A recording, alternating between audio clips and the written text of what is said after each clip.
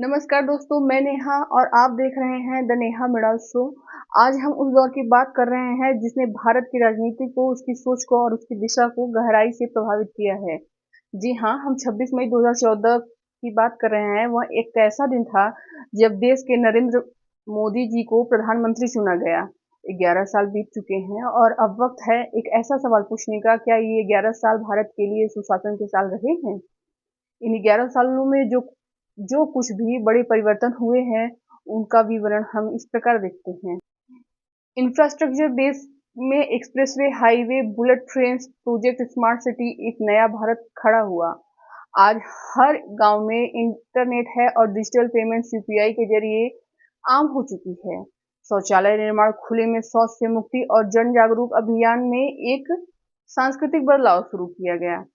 जन कल्याण योजनाओं में उज्ज्वला योजना, आयुष्मान भारत, पीएम किसान सम्मान निधि, गरीबों के जीवन में कुछ राहत की कोशिशें।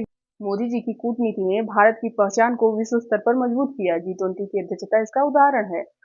मोदी जी का सपना था कि एक ऐसा भारत हो जो आत्मनिर्भर हो, तेज हो और गौरवपूर्ण हो, और उन्होंने उस दिशा में कई कदम उठाए। लेकिन हर सिक्के के दो पहलू होते हैं। नोटबंदी ने अर्थव्यवस्था को झटका दिया, छोटे व्यापारी और मजदूर वर्ग भी प्रभावित हुए। जीएसटी लागू हुआ पर शुरुआती सालों में भ्रम और तकलीफें भी आई। बेरोजगारी आज भी एक गंभीर मुद्दा है। युवा वर्ग के लिए चिंताएं बनी हुई हैं। सीएए, एनआरसी, किसान आंदोलन, सरकार की नीतियों के खिलाफ बड़ी संख्या में लोग सड़कों पर उतरे हैं। लोकतंत्र पर सवाल। कई लोगों का मानना है कि मीडिया, विपक्ष और संस्थाओं की स्वतंत्रता पर भी असर पड़ा।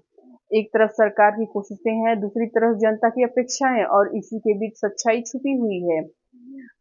देश दो हिस्सों में बढ़ता नजर आया। एक तरफ देशभक्त जो हर फैसले में राष्ट्रहित दिखते हैं, दूसरी तरफ आलोचक जो सरकार की नीतियों को चुनौती देते हैं। 2024 के चुनाव में फिर एक बार मोदी जी को बहुमत मिला। इसका मतलब यह है कि जनता का एक बड़ा वर्ग अभी भी उन पर भरोसा करता है। पर हमें यह नहीं भूलना चाहिए कि लोकतंत्र में नेतृत्व का मूल्यांकन करते रहना ही सबसे बड़ा लोकतांत्रिक कर्तव्य है। तो क्या ये 11 साल सुशासन के साल रहे? उत्तर आसान नहीं है, लेकिन कुछ बातें स्पष्ट हैं। देश में बदलाव आया है, सोच में, संरचना में, संवाद में। सरकार ने कई ऐतिहासिक फैसले लिए, पर हर फैसले का मूल्यांकन जरूरी है। जनता का विश्वास मोदी जी के साथ रहा, पर अपेक्षाएं भी बढ़ी हैं। 11 साल बाद हम ये कह सकते हैं कि सिर्फ एक प्रधानमंत्री की कहानी नहीं है, ये 140 करोड़ भारतीयों की सोच, संघर्ष और सपनों की कहानी है। अब वक्त है नए अब वक्त है नए दशक में कदम रखने का और खुद से पूछने का, क्या हम सिर्फ सरकार बदलने की बात कर रहे हैं, देश बदलने भी? तो इसी के साथ आज का मेरा यह एपिसोड समाप्त हुआ। और आपको यह वीडियो अच्छा लगा तो लाइक करें, शेयर करें और सब्सक्राइब करें। तो लेती हूँ आपसे अलविदा। नमस्कार, धन्यवाद, जय हिंद।